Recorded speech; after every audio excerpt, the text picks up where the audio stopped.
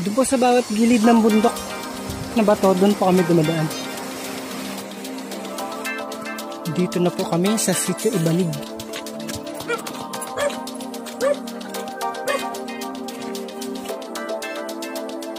Nandito na po kami sa Sitio Taganok.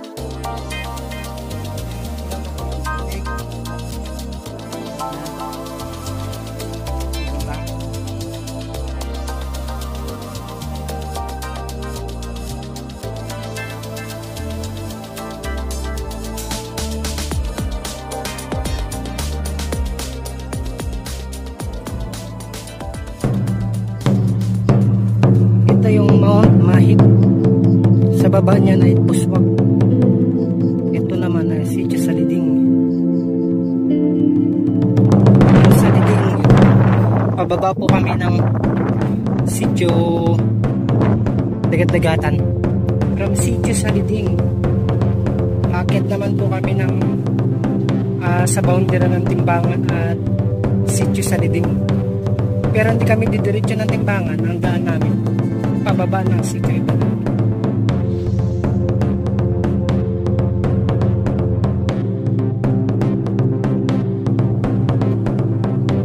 Iba na naman po kami ng dinaanan. Galing po kami ng Sitio Ibanag. Doon. Sitio Saliding. Doon kami dating nadaan sa may baba. Papuntang Lipit. Lugar nga yung Ilog. Papuntang Timbangan. Kasi ang Timbangan ay dito sa baba nito. Timbangan Dagat-Dagatan. Ang lamig dito, lakas ng hangin. Sarap. Ang goal po namin ngayon sa aming paglalakbay ay malagyan po namin ang mga tanda o pin sa mapa yung aming mga dinadaanan na sitio. Ang tawag po namin dito ay Sitio Trail. Para sa mga susunod pang mga didestino rin o pupunta rin dito na papalit sa amin kung lulawin ng Panginoon, ay matatandaan po nila sa pamamagitan ng video yung mga dinadaanan namin para hindi na po gagawa ng marami pang madaan. Although kapag may bagyo, nagbabago-bago naman ang mga ilog, pero at least may idea sila kung saan kami mga dumadaan. Pero syempre hindi mawawala yung pakikipag-ugnayan namin sa mga kinauukulan, sa mga army. Kailangan po natin syempre.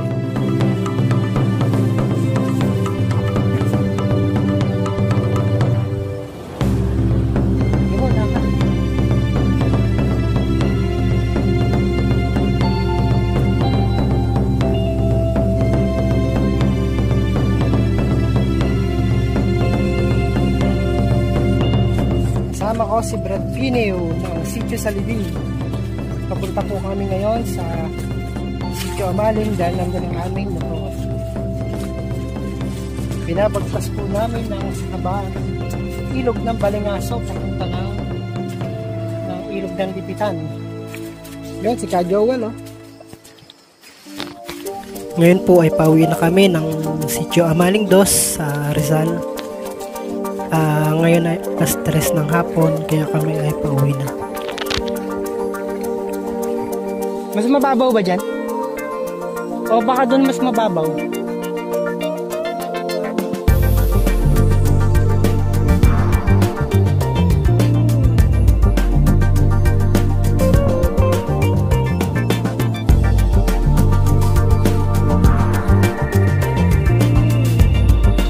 We hope you enjoyed this brief construction montage. Kaihan ang kinikilalang simbolo na may malalim na pagkura, espiritual at emosyonal na kahalagahan. Ang mga kalabari ay malawak na kinikilala bilang mga simbolo ng kapayapaan. Sinasabisan nito ang paglalais para sa kapayapaan, ang pagtatapos ng tunggalian o ang pag-asa para sa pagkakasundo at pagkakaisa. Ito naman ang mga abangan natin sa susunod nating vlog, mga ka-adventure, sa Sitio Tamisan 2 sa mga tribo ng Tao Buhid.